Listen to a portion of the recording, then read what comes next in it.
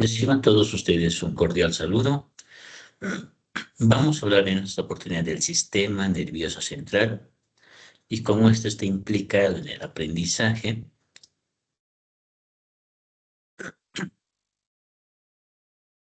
El sistema nervioso está compuesto por el sistema nervioso central y el sistema nervioso periférico. En esta imagen usted puede observar que el sistema nervioso central está representado de color rosado, lo que involucra el encéfalo y la médula espinal. Por otra parte, el sistema nervioso periférico está compuesto por una importante cantidad de fibras nerviosas que conectan las diferentes partes del cuerpo con el sistema nervioso central. Usted en este otro gráfico puede observar esta división que acabamos de comentar. El sistema nervioso está compuesto por el sistema nervioso central y a su vez por el encéfalo y la médula espinal. En cambio, el sistema nervioso periférico está compuesto por el sistema nervioso somático y el sistema nervioso neurovegetativo. En esta oportunidad vamos a concentrar nuestra presentación en el encéfalo.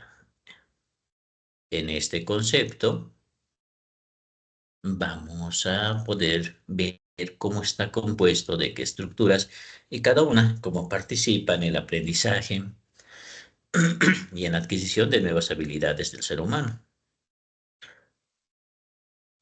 Vamos a ver un diagrama donde vamos a poder contemplar de manera general todos los aspectos que vamos a lograr estudiar en este video. Si quitamos lo que es la cabeza, la cara de una persona, lo que te encuentras es con el encéfalo, la cual está compuesta por una estructura que es el cerebro y que tiene esta apariencia rugosa. Cada arruga se denomina circunvolución. ¿Sí? La separación entre ellas son cisuras. Estas circunvoluciones tienen funciones cognitivas, conductuales, como las vamos a ir estudiando más adelante. Si quitamos todo lo que es el cerebro, nos vamos a encontrar con un conjunto de estructuras subcorticales, en este caso los núcleos de la base, el tálamo, las cuales hoy vamos a ir presentando. También se encuentra en el cerebelo, una estructura bastante importante, ya que también permite la consolidación de la memoria, y en la parte anterior a este se encuentra el tronco encefálico, también bastante importante, vinculada con la atención. Este conjunto de estructuras es el que vamos a revisar el día de hoy y vamos a relacionarlo con el aprendizaje.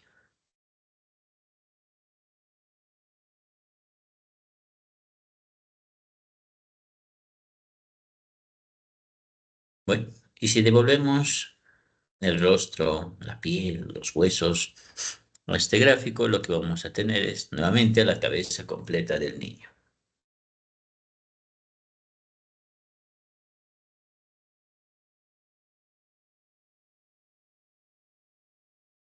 La primera estructura que vamos a revisar se llama tronco encefálico.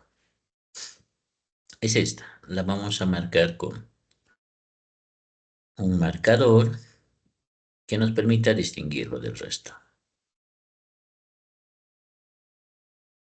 Todo esto es el tronco encefálico. Ella está compuesta de tres partes. La primera es la médula oblongada o bulbo raquídeo. La segunda es la protuberancia o puente, que en este caso vamos a marcar con un color celeste. Y la tercera, en la parte superior, se encuentra el mesencéfalo. Dentro de esta estructura se encuentra otra, que se llama formación reticular ascendente. Vamos a abordar las marcaciones que hemos hecho para resaltar esta última. La formación reticular ascendente es esta, la que ahora marcamos con celeste, y que tiene la apariencia de dos choricitos. Esta estructura es muy importante para el aprendizaje, pero sobre todo para la atención, ya que en ella reside lo que es el estado de alerta. Gracias a esta estructura podemos mantenernos despiertos. Se da la forma o la modalidad de atención más básica, que llamamos estado de alerta. Si esta no pudiera estar activa, las personas pudieran estar somnolientas o durmiendo y por lo tanto no podría llevarse a cabo ningún proceso de aprendizaje, entendiendo el aprendizaje como la adquisición de información o habilidades. De ahí la importancia de esta estructura para el aprendizaje. La segunda estructura, también bastante importante, se encuentra en la parte posterior de lo que es el tronco encefálico. Y en este caso es el cerebelo. Es una estructura bastante angulosa. Estamos ahora marcando lo que es el cerebelo. El cerebelo se conecta con el cerebro a través del puente o protuberancia. De ahí el nombre de puente, porque permite comunicar el cerebro con el cerebelo.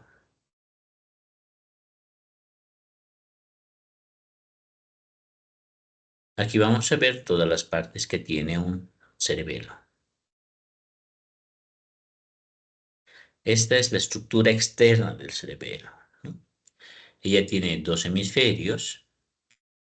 Cada hemisferio controla un lado del cuerpo. El hemisferio izquierdo del cerebelo controla el lado izquierdo del cuerpo y el hemisferio derecho del cerebelo el lado derecho del cuerpo. Ambos hemisferios están divididos por una estructura similar a un gusano que se llama vermis. El cerebelo también está compuesta por lóbulos, al igual que el cerebro. En rojo está el lóbulo anterior, en verde el lóbulo posterior, y en el gráfico de abajo, en color celeste, el lóbulo flóculo-nodular. El cerebro tiene muchas funciones. Entre ellas, y la más conocida, es la coordinación motora. Gracias a ella podemos realizar movimientos simultáneos con diferentes partes del cuerpo para ejecutar actividades complejas. También permite el control de movimiento durante la ejecución. Es decir, mientras nosotros, por ejemplo, jalamos la mano para obtener un objeto y este objeto está en movimiento, el cerebro va calculando la distancia del cuerpo con el objeto y el movimiento que realiza este objeto para tomarlo con la mayor precisión posible. El cerebelo también participa de una importante función, que es la memoria. La memoria se divide por tiempos, la memoria de corto plazo y la memoria de largo plazo. En la memoria de largo plazo se vuelve a dividir. Una que es la memoria explícita y la otra implícita o no declarativa. En este segundo grupo de memoria no declarativa se encuentra la memoria procedimental, que tiene que ver con nuestras habilidades motoras, nuestras habilidades manuales o habilidades sobre la ejecución o manipulación de objetos, herramientas. Cuando vamos aprendiendo estas habilidades y la secuencia de cómo debemos manipular un objeto o una herramienta se va almacenando en el cerebelo. Entonces es un centro importante para que la memoria procedimental pueda ejecutarse. Seguramente en este momento te estarás imaginando algunas habilidades que has ido adquiriendo a lo largo de estos años. Por ejemplo, pueden ustedes recordar la manipulación, por ejemplo, de herramientas como un taladro, como un serrucho, la manipulación de objetos de la cocina. Entonces te darás cuenta que si te pones a pensar, vas a tener que seguir una serie de pasos secuenciales para el uso de estos objetos. Y esta información tiene un centro importante que es el cerebelo. Entonces es parte del aprendizaje, pero de habilidades prácticas.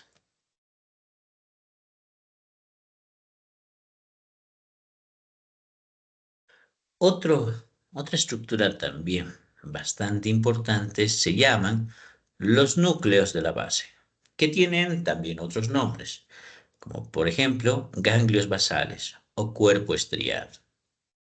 Es un conjunto de núcleos de sustancia gris donde se analiza información. Está compuesto por dos núcleos importantes. El núcleo caudal, en este caso, está representado por un color verde, y ahora lo vamos a remarcar. Vamos a utilizar igual un color verde para hacerlo más notorio.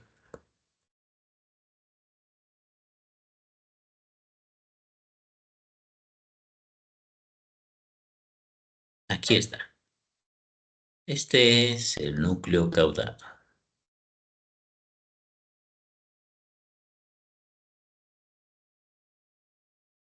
Este es uno de los núcleos. El segundo núcleo se llama lenticular. Lo vamos a marcar con color azul.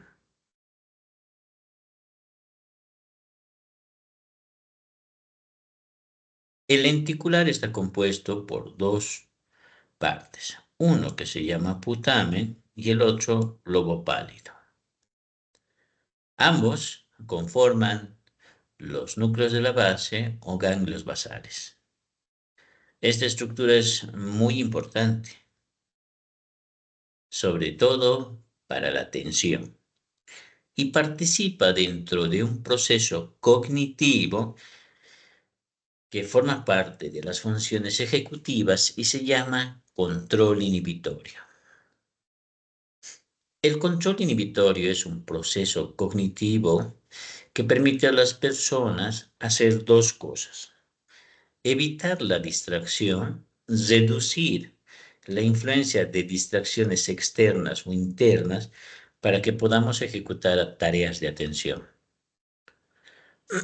Dos, controla las respuestas cognitivas y motoras involuntarias. Cuando podamos estudiar nosotros las funciones ejecutivas, vamos a hacer referencia a este proceso y vamos a hacer algunos ejercicios. Ahora, en este momento se me viene a la mente un ejercicio que solemos ejecutar con niños. Les solemos mostrar una lámina. En la lámina suele haber dibujos como un gato, un perro, camión, lunas, sol, y los dibujos se van repitiendo a lo largo de la hoja. Por decirte, sol, luna, hay un perro, gato, un camión, debajo camión, gato, luna, sol, y se van repitiendo de forma desorganizada. Si no hay un orden, no hay una secuencia ordenada. Cuando le pedimos al niño que al perro le llame gato y que al gato le llame perro, y le pedimos que nuevamente nombre todos los dibujos de la hoja, en ese momento el niño está acostumbrado a decirle al dibujo del gato, gato, y al del perro, pues perro. Pero ahora se ha introducido una nueva instrucción que intercambie los nombres.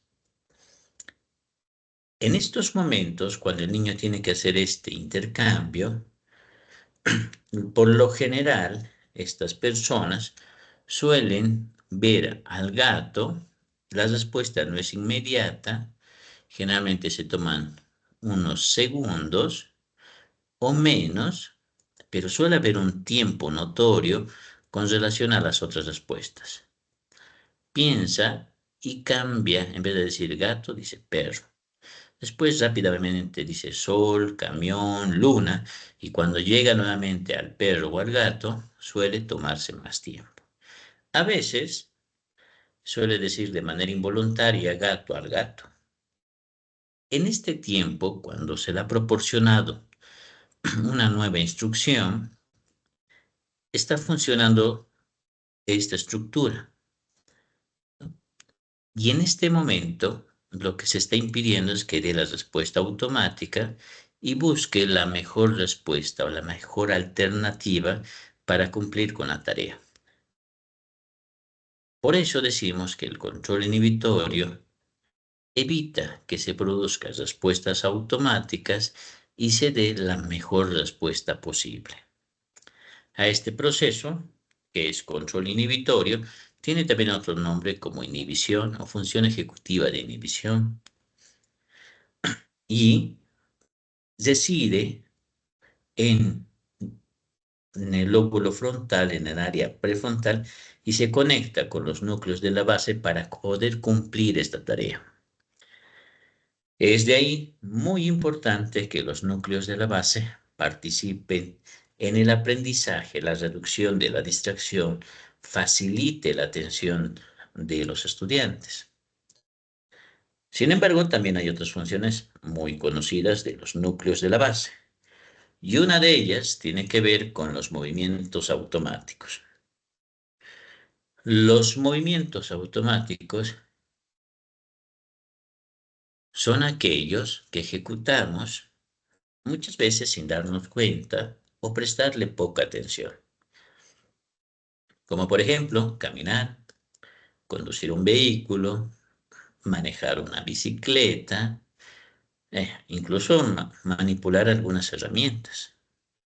Y lo hacemos muchas veces ejecutando otro proceso cognitivo como el lenguaje, ¿no? Manejamos bicicleta y conversamos con otra persona.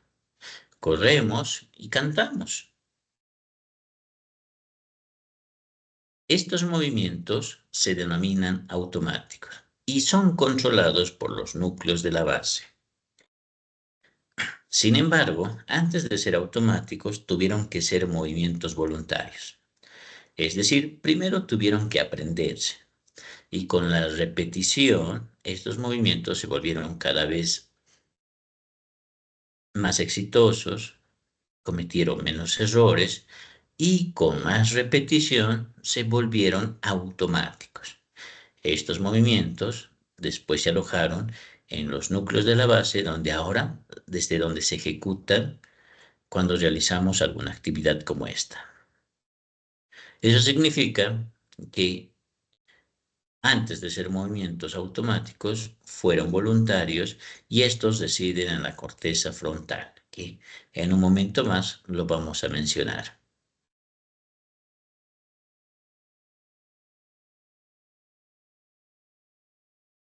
Aquí tenemos nuevamente en un corte axial un diagrama o un dibujo del encéfalo donde se puede apreciar la corteza cerebral, la sustancia blanca, pero también los núcleos de la base. Aquí se encuentra el núcleo caudado o la cabeza del núcleo caudado. Aquí está el lenticular. Se puede notar en un color más oscuro el putamen y en un color más claro el globo pálido. Aquí se encuentra, por ejemplo, lo que es el tálamo y aquí la cola del núcleo caudado. Si te das cuenta, los núcleos de la base tienen una apariencia como de estrías. Por esta apariencia también se la conoce como cuerpo estriado. Ahora vamos a conocer a lo que es el tálamo. Y lo vamos a conocer a través de una analogía para comprender mejor su función. El tálamo se parece mucho a la secretaria de una gran empresa. Te pido que me sigas en esta analogía y que te imagines una gran empresa. Imagina que estás ingresando a esta gran empresa y tienes la intención de dejar una carta para el gerente general. Cuando ingresas, hay alguien que te recibe. Es la secretaria. Con mucha atención, te pregunta qué es lo que puede hacer ella por ti. Y tú le comentas que vienes a dejar esta carta para el gerente. Ella muy amablemente te lo recibe, le mete un sello y listo, te puedes ir. Pero mientras te vas, observas que vienen otras personas. Vienen a dejarle a ella la carta para el área legal, vienen a dejar un currículum para recursos humanos, vienen a dejar ciertos documentos para el área de administración y por pura curiosidad te quedas y observas que alrededor de una hora pasan como 10 personas y le van dejando documentos. Al cabo de una hora, la secretaria toma todos estos documentos y se dirige a las oficinas del gerente, donde deja tu carta. Se dirige al área legal, donde le deja al abogado una solicitud. Y va dejando el resto de documentos en las oficinas de recursos humanos, administración, marketing y otras. Después vuelve a su sitio. Pasa una hora y de pronto le llama al gerente y le pide que entregues un documento a otra unidad de la empresa. Y de pronto comienza a ir otra vez a las oficinas a recoger documentos para que ella ahora pueda llevarlos a otro lugar de la empresa o también fuera de ella. Por ejemplo, alguien le pidió que publicara en el periódico una convocatoria de un nuevo cargo. ¿Te imaginas cómo funcionaría esa empresa sin la secretaria? ¿Te imaginas si llegaras y, bueno, no encontraras quien te recibiera y tampoco encontraras letreros que te digan cuáles son las oficinas del gerente o del abogado? Tendrías que golpear cada puerta y preguntar si ahí es la oficina que buscas. Y quizás te tomarías mucho tiempo. Y esto empeoraría si fueran 10 personas al mismo tiempo preguntando y sin que nadie les orientara. Bueno, resulta que el tálamo es la secretaria de la corteza cerebral. Esta estructura, tálamo, está compuesto por núcleos. En el diagrama están abreviados y, como puedes observar en la parte media izquierda, encuentras el nombre de cada abreviación. Por ejemplo, LP significa lateral posterior. Todos estos núcleos, si hasta ahora te has percatado, puedes ver que estos núcleos comparten los mismos colores de la corteza cerebral en la parte superior. Y es que cada núcleo analiza diferente información y envía esta información a diferentes áreas de la corteza cerebral. Por ejemplo, aquí se encuentra un núcleo que se llama cuerpo geniculado lateral pintado de un color azul, que analiza la información visual. Esta información, una vez analizada, es enviada al lóbulo occipital, donde se interpreta la información y se le da sentido. Por ejemplo, aquí en color azul o celeste también está representado lo que es en la percepción táctil. Y si nos vamos, encontramos que el núcleo ventral posteromedial, que está aquí representado con color azul, analiza esta información táctil y la información propioceptiva de nuestro cuerpo, y esta información la envía hasta esta área de la corteza, simulando las funciones de una secretaria. Por lo tanto, el tálamo es una entidad de estación de filtro de información, ¿no?, que recibe esta información de diferentes partes de nuestro cuerpo y del exterior y la envía a la corteza cerebral. Pero también recibe información de la corteza cerebral, como por ejemplo esta región que está pintado de color rojo, que es un área que envía información motora a través de los núcleos ventral lateral y ventral intermedio, envía a través de ella movimientos al resto de nuestro cuerpo. El 95% de la información que recibimos pasa por el tálamo. El 5% que no pasa por el tálamo es información visual, con conexiones directas entre nuestros ojos y el lóbulo occipital, y también información olfativa.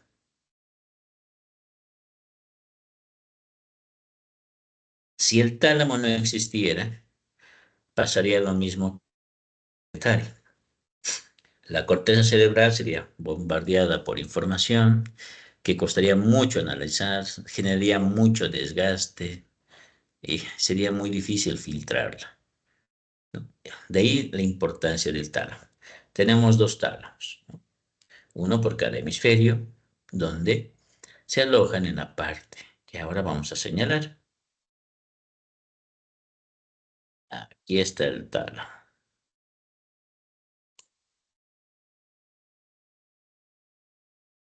Bien, vamos a continuar con otra estructura. Otra estructura muy importante se llama hipotálamo. Y bueno, como su nombre lo indica, se encuentra por debajo del tálamo. Esta estructura está compuesta por varios núcleos. Aquí podemos numerar 13 núcleos. Estos núcleos controlan el funcionamiento interno de nuestro cuerpo y es parte de lo que se conoce como el sistema límbico, un sistema compuesto por varias estructuras que generan las emociones. Las emociones son respuestas fisiológicas ante un estímulo.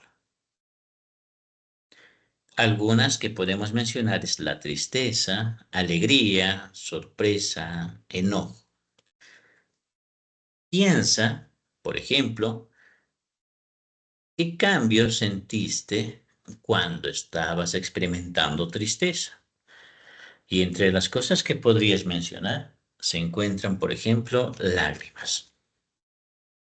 Lloramos. Otro aspecto también bastante relevante, por ejemplo, es que perdemos el apetito, no podemos dormir y vas a comenzar a recordar cambios que sufrió tu cuerpo. Lo mismo pasa cuando te enojas.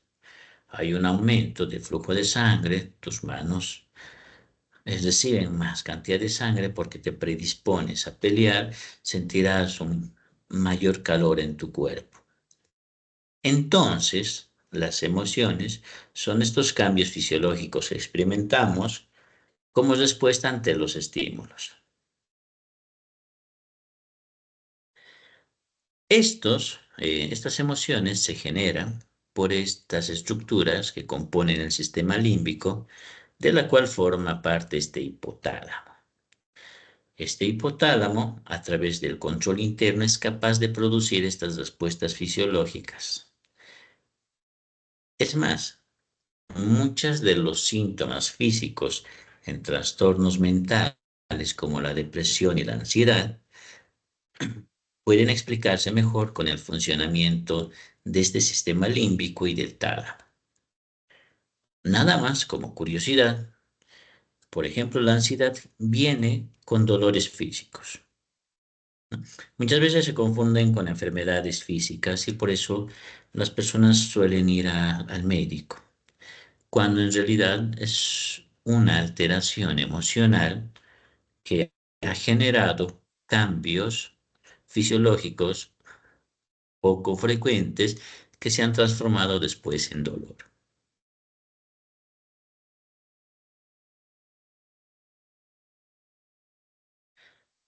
Ahora vamos a conocer otra estructura también muy importante y que se llama hipocampo. Para explicarte el hipocampo también debo acudir a una analogía y también me gustaría que me puedas seguir en esta analogía. Te pido que te imagines que te has dispuesto a realizar un viaje. Un viaje con una persona muy especial para ti. Estás abordando el avión, te des- se disponen a iniciar el viaje. Después de unos minutos u horas de viaje, llegas a tu destino, aterrizas y ¿dónde es el primer lugar que vas? Obviamente, a un hotel, donde te dispones a cambiarte, dejar tus cosas, planificar tu día. Cuando te acercas al hotel de tu elección, ¿quién es la persona quien te recibe?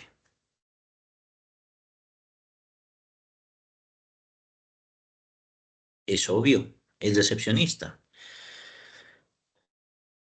Es quien te va a informar de los cuartos, los costos, la disponibilidad de los ambientes.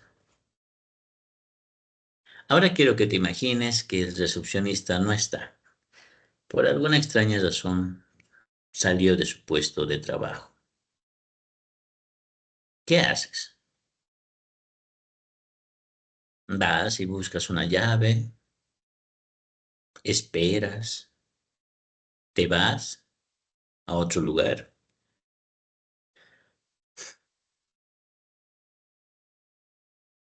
Imagina que esperas a que él llegue. Aquí hay una pregunta muy importante. ¿El recepcionista es el hotel?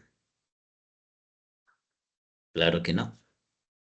El recepcionista es un trabajador del hotel. El hotel es una estructura muy grande.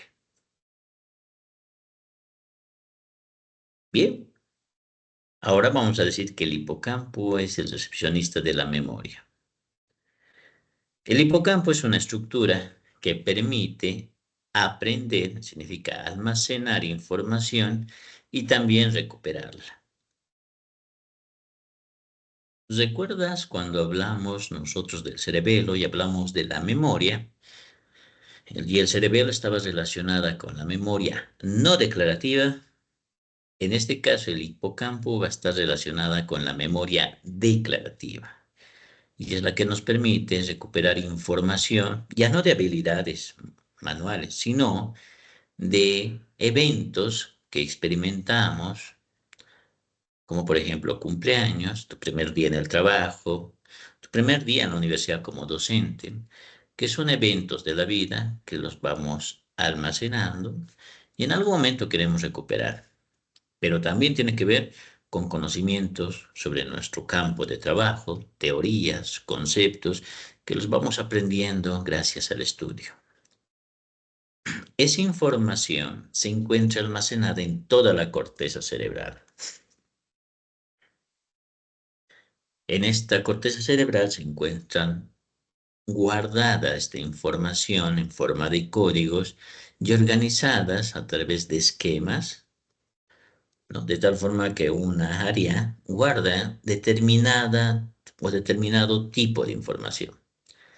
Y podemos acceder a esta información a través del hipocampo. El hipocampo se conecta a la corteza a través del lóbulo temporal.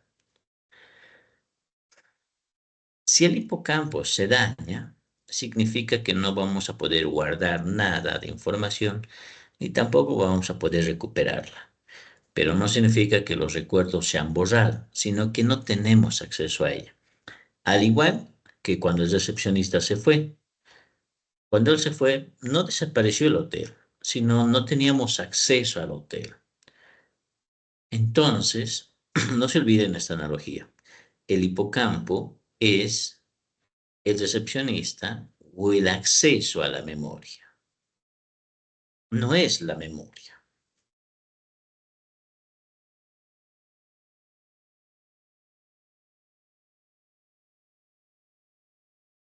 Otra estructura que también aquí es bastante interesante es la amígdala, una estructura pequeña unida al hipocampo. La amígdala también forma parte del sistema límbico, junto con el hipocampo, el hipotálamo y la corteza frontal. Ellas son capaces de generar emociones. Especialmente la amígdala también participa muy importantemente del miedo. Cuando una información está impregnada de la emoción, se almacena mejor en la memoria. Y cuando experimentamos estas emociones, también podemos recordar ese evento.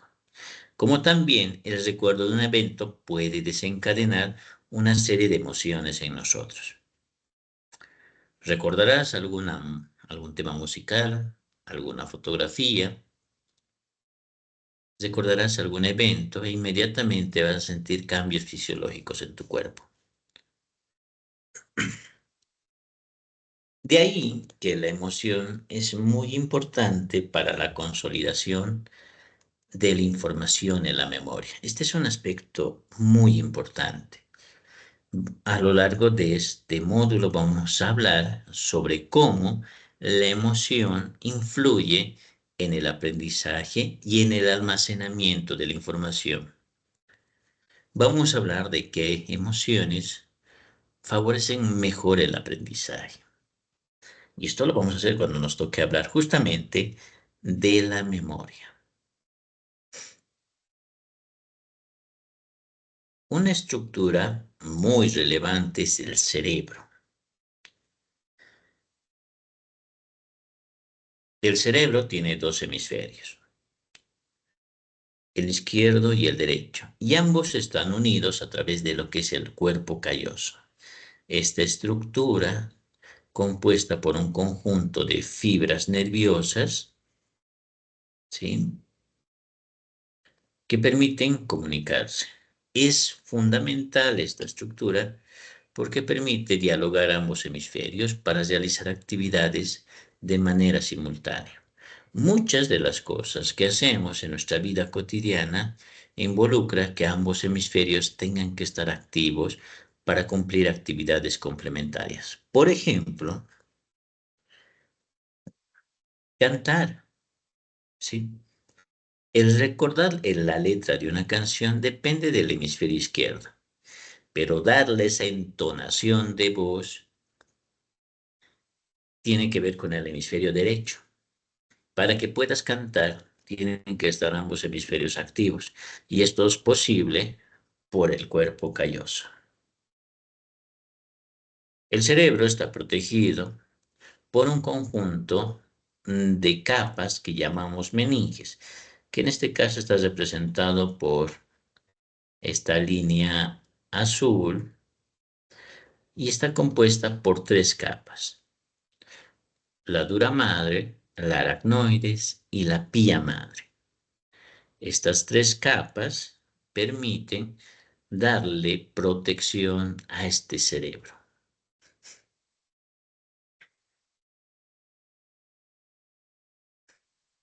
El cerebro está compuesto principalmente por dos sustancias, la sustancia gris y la sustancia blanca.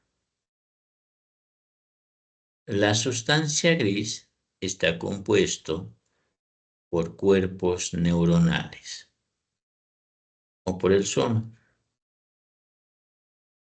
Vamos a imaginar que es un cuerpo, tiene dendritas y es el lugar donde se analiza la información.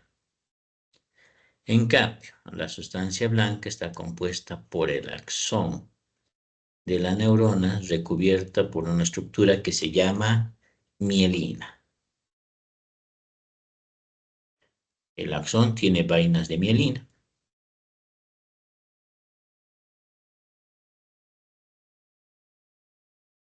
La sustancia gris compuesta por cuerpos de la neurona y la sustancia blanca compuesta por el axón mielinizado de la neurona. Esto es sumamente importante porque vamos a ver, cuando hablemos de la neurona, cuál es la participación de este axón. Y tiene que ver principalmente con la velocidad con la cual procesamos la información. El cerebro está compuesto por dos hemisferios y cada hemisferio está compuesto por cuatro lóbulos. En celeste está el lóbulo frontal, en violeta el parietal, en rojo el temporal y en verde el occipital.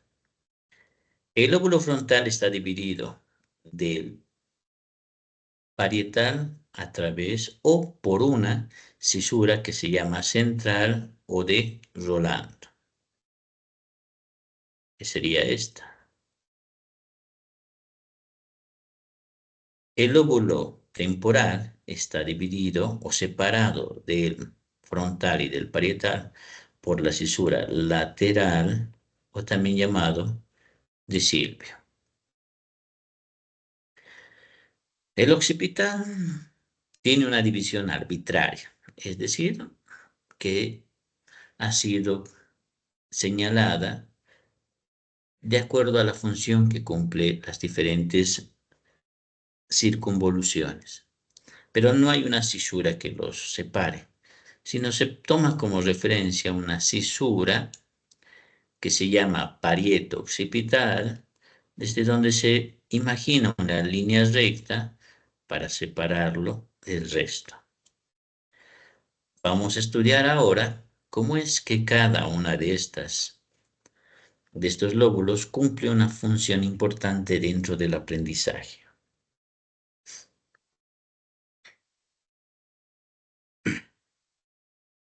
Aquí están la mayoría de los nombres de las circunvoluciones a las cuales hoy día vamos a hacer referencia, describiendo las funciones que cumplen.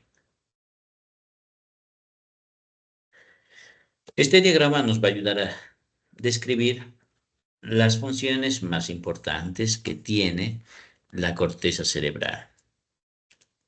Vamos a comenzar hablando del lóbulo temporal. En el lóbulo temporal hay una circunvolución llamada circunvolución temporal superior, que es esta. En ella se encuentra el área auditiva primaria y el área de asociación auditiva. La mayoría de las áreas de percepción van a tener un área primaria. Significa que es un área donde llega primero la información y después pasa el área de asociación. En el área de asociación, esta se conecta con diferentes estructuras como el hipocampo, que es el acceso a la memoria, y con otras áreas de la corteza cerebral. Imagina que escuchas el ruido de un animal. Ese ruido o ese sonido va a viajar por tus oídos, va a llegar al tálamo, se va a filtrar y primero va a llegar al área auditiva.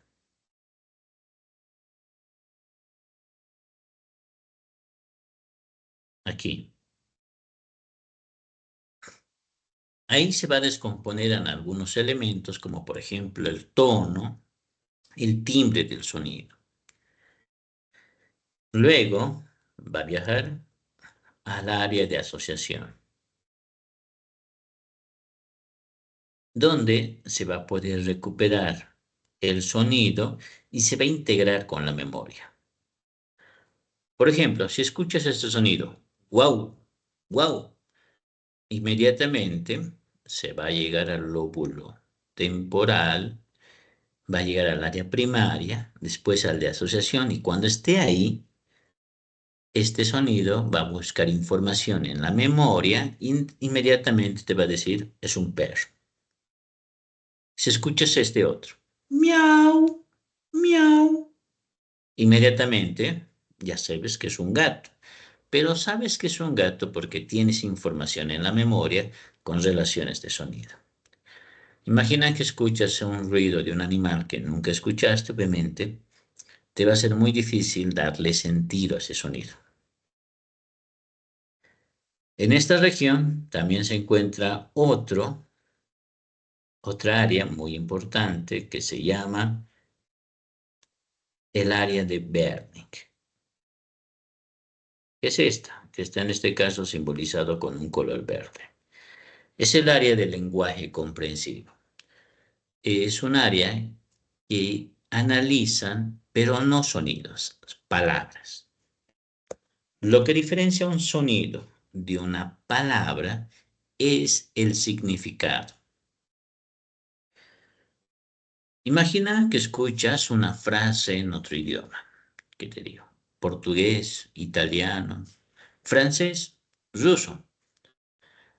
Eh, Sabes que es de otro país porque no te es fácil comprender, tiene otro acento. Puedes de alguna manera inferir de qué región del mundo vienen esas palabras o de dónde es su origen. Pero no puedes saber su significado porque no comprendes ese idioma. Entonces, ese sonido se va a quedar en el lóbulo temporal, en la circunvolución temporal superior, y se va a analizar como sonido y no como palabra. A pesar de que sea una palabra de otro idioma, no va a pasar al área de Berlín porque no tiene significado. Entonces, solo las palabras con significado, y eso es lo que le hace palabra, se van a analizar en Berlín. Berlín, a su vez, se conecta con esta otra región que es la circunvolución temporal inferior. Y también la llamamos el área semántica. En esta región se guarda el significado, la definición de palabras. Es a través de ella, además, que podemos nombrar objetos, ¿no? Si yo te lograra mostrar algunos objetos que ahora tengo, tú me podrías decir, este es una taza, este es un bolígrafo. Es la posibilidad de nombrar. Y esto es gracias al área semántica. En esta área se guardan entonces definiciones, pero también la capacidad de nombrar, ¿sí? Es aún bastante complejo esta área, pero la denominamos área semántica y es muy importante. Cuando esta área se daña, las personas pierden la capacidad de nombrar. En vez de decirte bolígrafo, te dicen, pásame esa cosa larga para hacer así y te muestran como si estuvieran escribiendo. En vez de decirte vaso, te dicen, pásame esa cosa para tomar agua.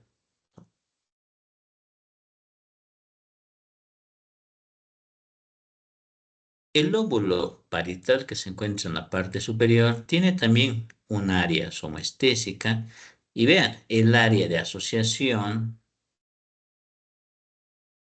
es mucho más grande.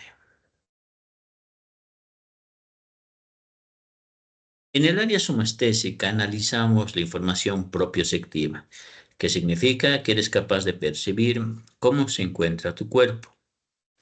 Puedes saber dónde están tus pies y cómo se encuentran sin la necesidad de verlos. También es una región donde se puede analizar la información táctil, es decir, la información que somos capaces de obtener a través del tacto. Si tú en este momento cierras los ojos y comienzas a tocar objetos, por la información que recibes de aquello que tocas, puedes reconocer de qué se trata. La información táctil llega a través de nuestras manos o cualquier parte de nuestro cuerpo sensible, pasa por el tálamo, llega al área somestésica, se descompone y después pasa al área de asociación, desde donde se conecta esta área con la memoria y otras áreas de la corteza cerebral para darle sentido al objeto que estás percibiendo a través del tacto.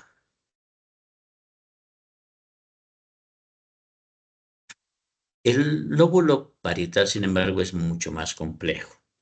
guarda otras regiones o guarda también otras funciones muy importantes, como por ejemplo, hay un área vinculada con la lectura y la escritura, ¿no? Que es la circunvolución supramarginal y la circunvolución angular.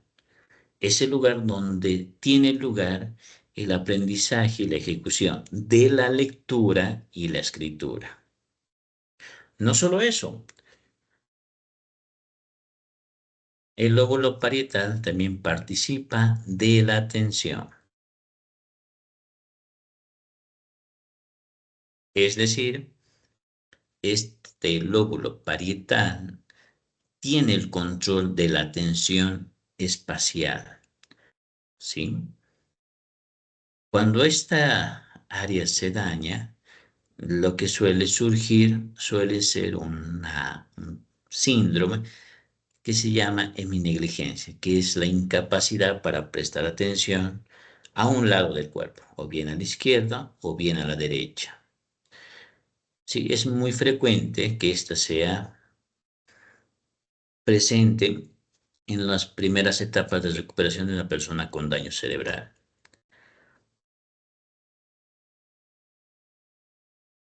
En la parte posterior se encuentra el lóbulo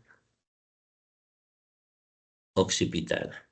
En ella tiene lugar lo que es el análisis de información visual. La información llega al área visual primaria y después pasa al área de asociación, donde se integra con diferentes áreas de la corteza cerebral la memoria para poderle dar sentido a aquello que estamos observando. El lóbulo más grande es el frontal. En ella se encuentra el área motora primaria, que es el lugar donde se envían las órdenes para el movimiento de nuestro cuerpo. Sin embargo, hay un área más grande, que es un área de asociación llamada premotora. En ella se planifican los movimientos. Cualquier movimiento voluntario, intencional que queremos realizar, primero se programa en el área premotora. Cuando se ha programado, recién se envía una orden al área primaria. Esta envía las órdenes a través del tálamo a las diferentes partes de nuestro cuerpo para que se ejecute. En ella también se encuentra un área de lenguaje muy importante. Se llama el área de Broca. Es esta de aquí. Es el área del lenguaje articulado. Es esta área que nos permite decir palabras. Es un área muy compleja, ya que nuestro sistema bucofonador tiene que realizar muchos movimientos para que podamos decir palabras. Involucra el movimiento de la lengua, la laringe, ¿sí? De los músculos de nuestra cara para que podamos pronunciar de manera comprensible palabras. Y como te das cuenta, está en la región del área premotora. Por lo tanto, el área de Broca es un lugar donde se planifican los movimientos.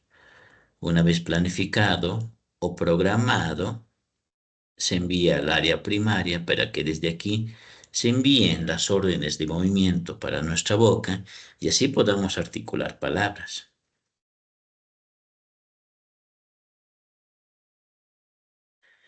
Y un área que nos va a generar mucha curiosidad y que vamos a ver particularmente cuando estudiamos las funciones ejecutivas es el área premotora o prefrontal, perdón.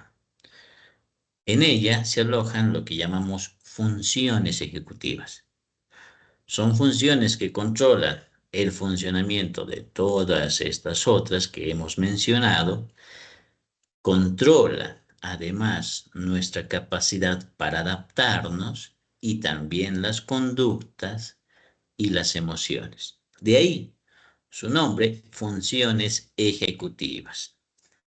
Esta es un área y un conjunto de procesos cognitivos que vamos a estudiar en detalle en la unidad 3. Como habrás podido percibir hasta este momento, son muchas las áreas que participan del aprendizaje. Y este es el interesante mundo donde nos introducimos para comprender mejor el aprendizaje y el funcionamiento cerebral. Muchas gracias.